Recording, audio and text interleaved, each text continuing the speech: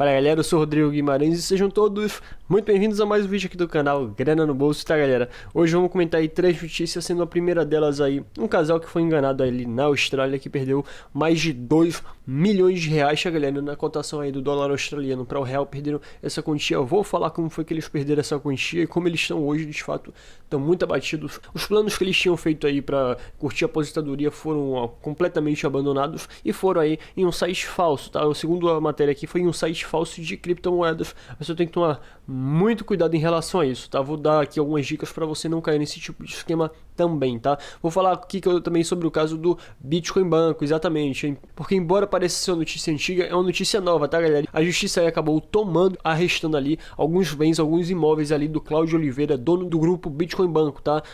Que envolve ali a Byte Exchange, envolvia, melhor dizendo, a Byte Exchange, a Exchange Negocie Coins e a TemBTC, né? Falar aí o que aconteceu, e o cara teve as casas aí tomadas, tá galera? Exatamente, a justiça foi lá e meio que tomou mais bens do cara. Eu não sei como é que isso vai acabar. Será que o Cláudio vai acabar ficando pobre aí?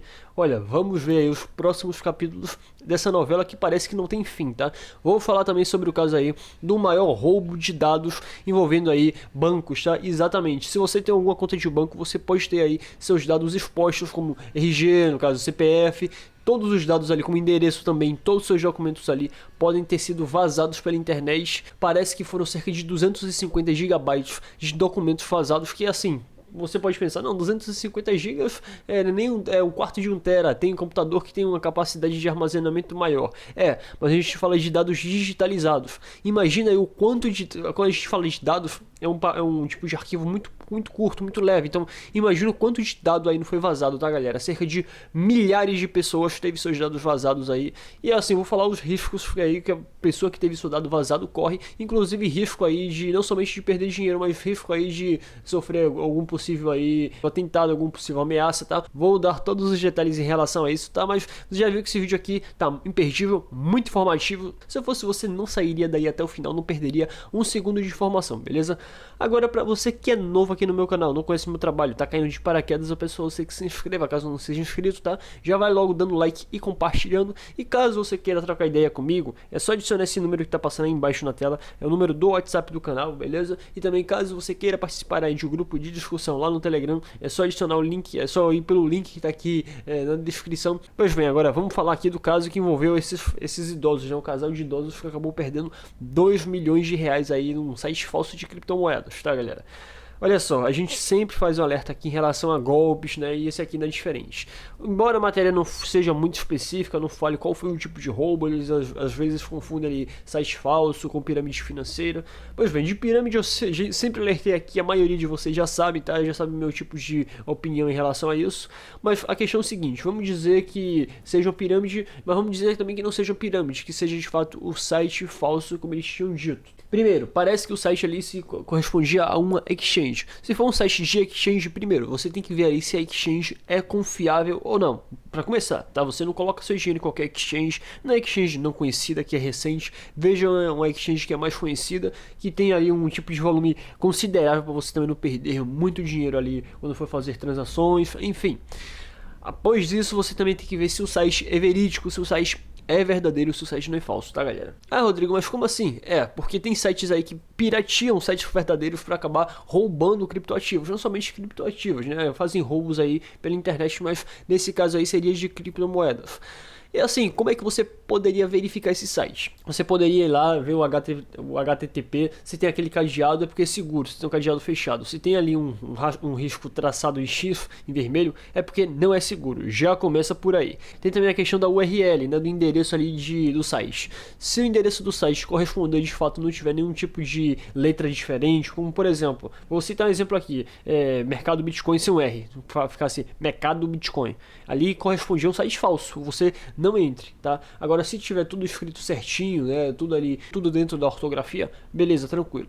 Outra questão que leva aí erros ortográficos, né, que a gente tem que levar em consideração, é ali durante a escrita do site, né, no layout do site, se não tem nada de anormal, se não tem nada de diferente, e também se não tem erros de português, erros de acentuação, porque assim, qualquer site aí original pode ter aí algum tipo de erro, de fato, mas assim, já é algo bem mais difícil, e geralmente esses tipos de erro aí correspondem a sites sites piratas, sites falsos que tendem ali a roubar suas criptomoedas. Mas enfim, a própria matéria aqui acaba falando sobre essas três possibilidades. E aí o casal que tinha juntado o dinheiro da aposentadoria para a vida toda, né, mais de 2 milhões de reais, e assim, acabaram meio que desistindo do sonho de aposentadoria, de viver viajando aí pelas estradas australianas, justamente por causa desse tipo de golpe, tá? Parece que pelo tom aqui dado pela matéria, parece que eles caíram no esquema Ponzi, no esquema de pirâmide financeira. Foram atraídos ali pelo lucro fácil e acabaram ali perdendo todo o seu dinheiro, tá? Parece que foram enganados, não receberam ali a quantia, a pirâmide chegou a quebrar antes que eles recebessem. Vamos comentar agora sobre o caso aí do Bitcoin Banco, que teve aí, o dono dele teve aí seus bens arrestados pela justiça. Os imóveis ali estão em poder da justiça, tá? E assim, deixar muito bem claro para vocês, tá, galera, que qualquer tipo de bem que seja confiscado pela justiça fica em poder deste, tá? Então não é, confiscou ali um bem, um carro, um imóvel, vai passar diretamente para quem está requerendo, não. Vai ter todo o devido processo legal com as fases ali de recurso, tá? Após o trânsito em julgado, aí sim, caso não haja mais nenhuma possibilidade de interpelação ali do recurso, que os bens, né, imóveis ou móveis, no caso carros ou casas, sejam ali passados para quem eram os credores ali. E nesse caso aqui parece que mais um capítulo dessa novela se desenrola, tá? Porque eu já mencionei antes aqui, falando aqui sobre um caso bem parecido como esse, que tinha ali um cara que tinha aplicado um golpe, não foi esse aqui, foi relacionado ao Bitcoin Banco, foi outro caso, em que a justiça foi lá e tomou a casa do cara para ressarcir ali as pessoas. E aí algumas pessoas pensaram até que fosse aqui o Cláudio Oliveira, que fosse aí o dono do Bitcoin Banco.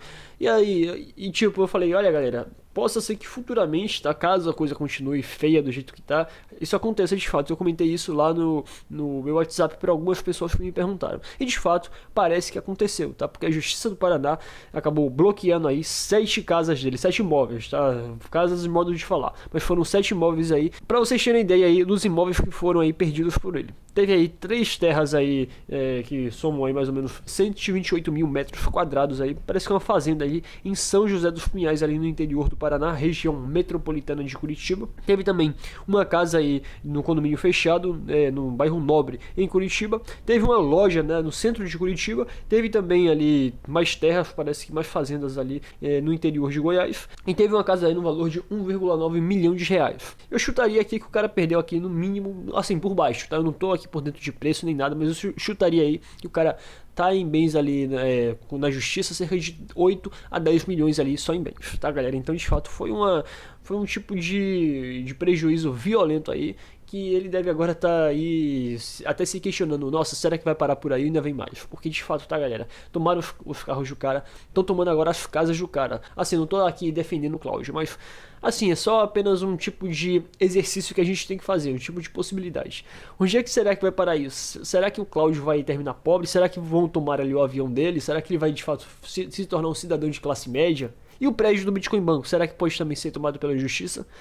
Eu falo com quase total certeza que se a coisa se arrastar muito, tá, e tomar um tipo de repercussão muito grande e assim, for algo muito escandaloso, possa ser sim que das duas uma, ou a justiça venha ali e tome o prédio do Bitcoin Banco, ou então o cara se desfaça da empresa, venda ali aquele prédio, venda ali os bens para tentar ressarcir aí alguns clientes, tá, mas assim, do jeito que houver aí as proporções de prejuízo, da casa dos milhões, eu acho muito difícil todo mundo ser ressarcido. Nem os advogados do cara, os advogados que são ali, pé das galáxias, foram ali pagos, para vocês terem uma ideia, tá? Tá ali correndo ali uma ação da justiça, até os iPhones que as pessoas ali, os clientes queriam receber ali como forma de acordo, parece que vão para esses caras, e enfim, de fato esse problema aí é muito maior, mas muito maior do que eu pensava no início. Tá? De fato, eu não pensei que poderia chegar numa proporção tão gigantesca como essa. E aí, claro, né, que eles falaram que vão recorrer, mas assim, eu queria saber qual é o escritório de advogados, ou qual é o advogado que vai entrar no caso desse, porque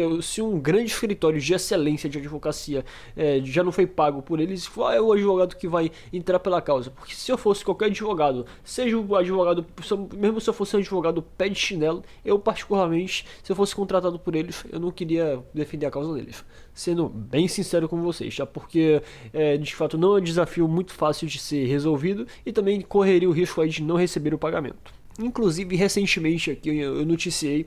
E assim, a gente tá vendo aí cada vez mais processos serem abertos em todas as partes do país, tá? Em vários estados estão tendo ações coletivas abertas. E justamente por ter essas ações coletivas, né, pelas pessoas se juntarem em grupo e que eles quiserem processar em grupo, é que essas ações aqui estão sendo bem sucedidas, tá, galera?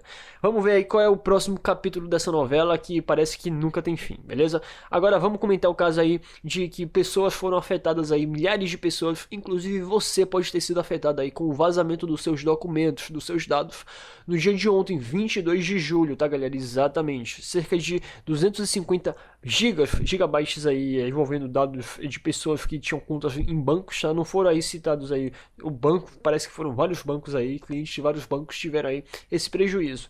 E como vocês podem ver na foto aqui embaixo, teve CPF, teve RG, teve vários tipos de documentos mostrando aí informações vitais das pessoas, como por exemplo endereço, tá? E se algum tipo aí de grupo de bandidos vê aí a grandes quantias sendo transferidas, vê seu endereço, imagina o que pode acontecer com você, ou então com um familiar seu. Tá? Então por isso que eu sempre faço aqui a crítica aos bancos, e os bancos sempre falam, não, mas Bitcoin é coisa de bandido, Bitcoin não é seguro, Bitcoin é isso e aquilo. E aí? Quem utiliza Bitcoin, primeiro que não precisa nem colocar CPF, nem precisa colocar endereço, tá? A não ser que vai ali no exchange brasileira, mas isso aí é outro caso. Eu falo o seguinte, quem opera com Bitcoin de fato, tirando aí a exchange, o cara não precisa colocar informações vitais. Então não corre-se o risco de a divulgação aí de informações vitais pessoais. Segundo, o Bitcoin utiliza blockchain, coisa que ainda não é utilizada pelos bancos, que garante aí, pelo menos até hoje, a blockchain nunca foi hackeada, tá? E assim, muitas pessoas falam, mas Rodrigo, blockchain é um tipo de protocolo que é público, cara. É público, mas garante uma certa privacidade. Basta saber como fazer. E os caras do banco já estão querendo, não é de hoje, já estão tentando aí migrar para o sistema de blockchain, tá? Mas de fato assim, não é tão fácil.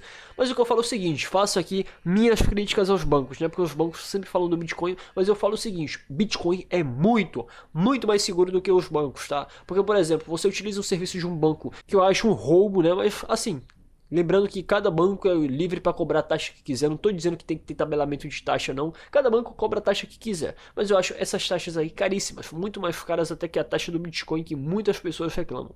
Então eu acho o seguinte, olha, ao invés de você utilizar banco, por que você não utiliza criptomoedas? Não precisa ser Bitcoin, pode ser stablecoin, pode ser uma moeda mais estável. Você se livra de um problema como esse, como por exemplo aí você ficar vulnerável com seus dados aí, algum golpista pegar o seu CPF, fazer cartão no seu nome, tomar crédito no seu nome e você ficar aí com crédito negativado, tá? Sem se falar, como eu já falei, no problema inicial aí de saber onde você mora, seu endereço, e assim, pessoas que têm um poder aquisitivo maior, a gente sabe o que acontece aqui no Brasil, eu não vou nem mencionar aqui que vocês já captaram a mensagem, tá? Então, teve também dados de cartão de crédito que foram roubados. Então, já pensou aí a pessoa utilizando aí seus dados do seu cartão? O que pode fazer? Então, olha, de fato aí na situação muito agradável. Olha, de fato é isso que acontece com quem ainda utiliza esse sistema arcaico, antigo de transferência bancária. Isso aí, pra mim, já é coisa do século passado, tá virando peça de museu. Isso aí tende a ser gradualmente aí substituído, agora em parte pelos bancos digitais, né? E depois totalmente na sua integralidade pelas criptomoedas. Olha só o que eu tô falando. Pode guardar esse vídeo que futuramente você vai concordar comigo. E aí até a própria Federação Brasileira de Bancos, a FEBRABAN, acabou aí se pronunciando, falou que vai lançar aí a blockchain, vai aí acelerar o lançamento da blockchain para os bancos, porque de fato, como eu já falei, se a blockchain tivesse envolvida nesse caso aqui, nada disso estaria acontecendo, tá? Poderia haver compartilhamento de dados entre instituições próprias ali, entre instituições do mesmo banco ou de vários bancos, sem que houvesse ali esses vazamentos para que fontes indevidas ali tivessem acesso. E estima-se que esse tipo de roubo foi o maior roubo de dados de bancos da história do Brasil, envolvendo aí dados de empresas bancárias. Pois é, galera, por hoje é só. Espero que vocês tenham gostado do vídeo, tá? E nos vemos na próxima.